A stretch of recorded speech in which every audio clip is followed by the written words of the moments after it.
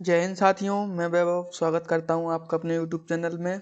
तो आज हम लोग देखने वाले हैं 16 दिसंबर की द हिंदू एडिटोरियल की मिक्स्ड वोकैब क्लास, जिसमें हम लोग सिनोनिम्स, एंटोनिम्स और एग्जेक्टिव फॉर्म या वर्ड के नाउन फॉर्म देखेंगे।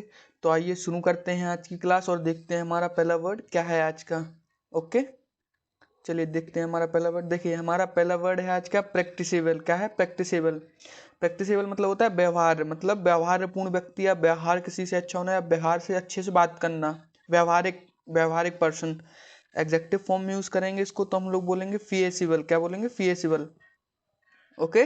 सिनोनिम्स होगा इसका मतलब पर्यायवाची होगा प्रैक्टिकल एंड वर्केबल, मतलब व्यवहारपूर्ण या मतलब कार्यपूर्ण इंसान, मतलब कुशल हो, जो हर चीज में कुशल हो या हर चीज में हर किसी के काम आता हो, तो हम लोग उसको बोलेंगे वर्केबल या प्रैक्टिकेबल या फीजिबल। एग्जेक्टिव फॉर्म में बोलेंगे तो क्या बोलेंगे? फीजिबल।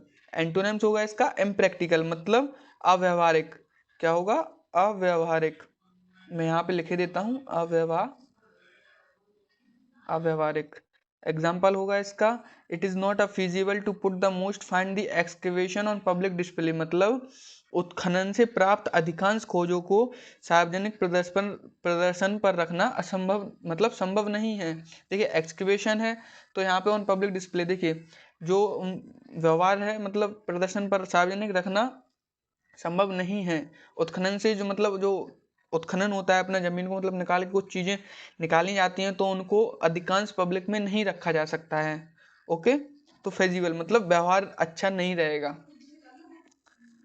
अगला है हमारा एग्रीमेंट। क्या है? एग्रीमेंट। एग्रीमेंट मतलब होता है समझौता। क्या होगा? समझौता। नॉन फॉर्म में हम लोग इसको यूज करते हैं तो कॉम्प्रोमाइज। क्या? कॉम्प्रोमाइज। सिनोनिम्स होगा अंडरस्टैंडिंग या सेटलमेंट।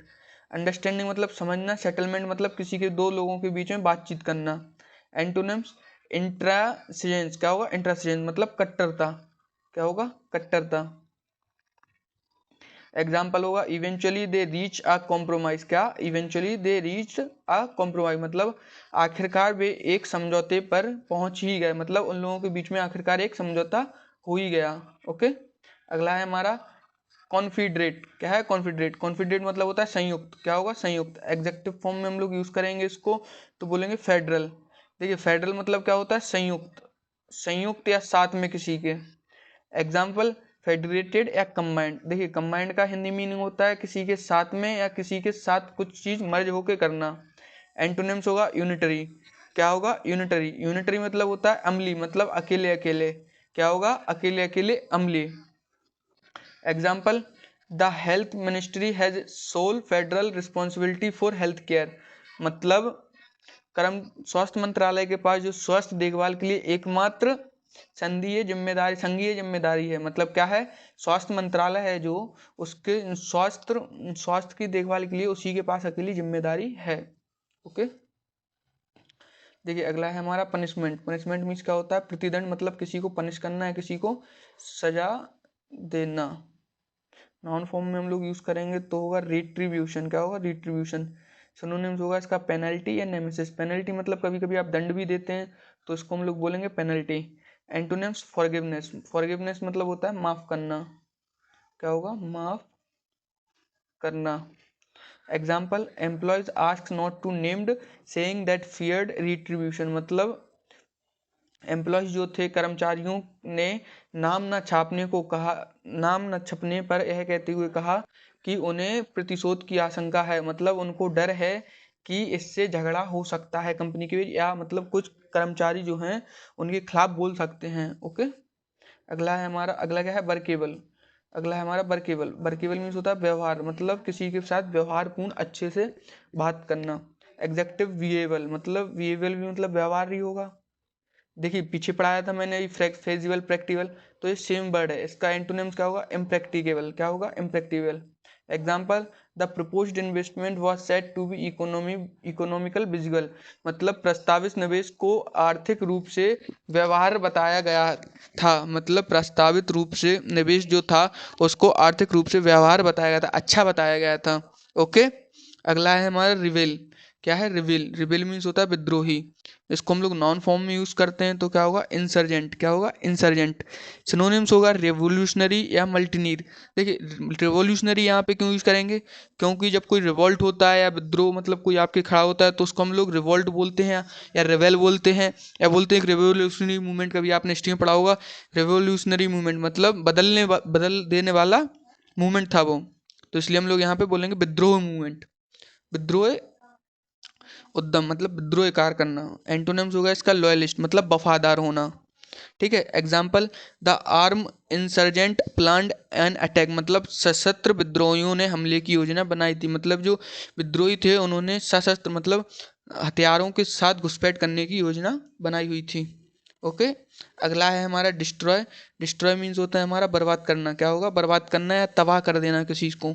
इसको हम लोग ज़्यादातर वर्ब फॉर्म में यूज़ करते हैं। एडिटोरियल में इसमें इसको वर्ब फॉर्म में यूज़ किया गया था। डेसिमेट होगा इसका। क्या होगा, डेसिमेट वर्ब फॉर्म। सिनोनिम्स होगा किल और रिमूव मतलब मार देना या ख़त्म कर देना किसी चीज़ को, किल means.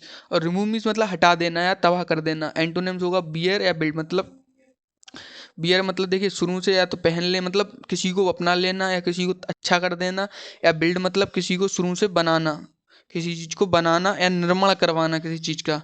Example, the inhabitant of the country had been decimated मतलब देश के निवासियों का नाश हो गया था। देखिए जैसे हिरोशिमा नागासाकी में जब बम गिराया गया था तो क्या हुआ था, वो कंट्री पूरी बर्बाद हो गई थी। तो ऐसे ही the inhabitant of the country has been decimated मतलब कंट्री जो है पूरी तरीके से बर्बाद हो गई है और वहाँ के निवासी भी पूरे हमले मतलब ख़त्म हो गए हैं।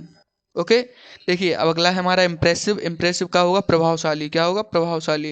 एग्जेक्टिव फॉर्म में हम लोग इसको यूज़ करेंगे तो क्या बोलेंगे, स्पेक्टिकुलर। क्या बोलेंगे, स्पेक्टिकुलर।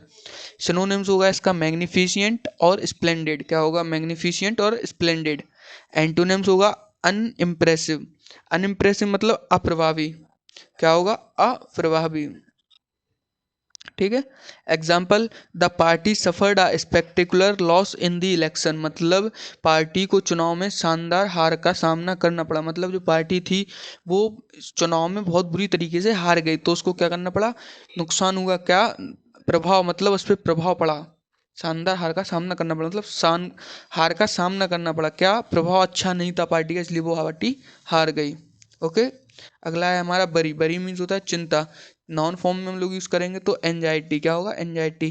सिनोनिम कंसर्न या एप्रीहेंशंस। क्या होगा, कंसर्न या एप्रीहेंशन मतलब, कंसर्न मतलब किसी को चिंतापूर्ण मतलब अच्छे से देना किसी को। एंटोनिम्स होगा काल्मनेस मतलब शांतिपूर्ण। क्या होगा, शांतिपूर्ण।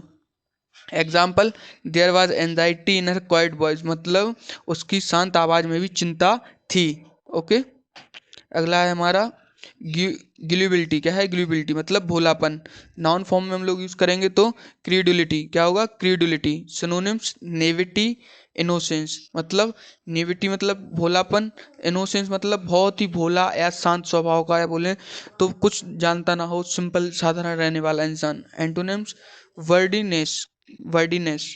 क्या होगा, वर्डिनेस। वर्डिनेस मतलब होता है सांसारिकता मतलब जिसको सबसे मोह हो, सबसे लगाव हो, या सबको जानने की इच्छा हो हर कुछ।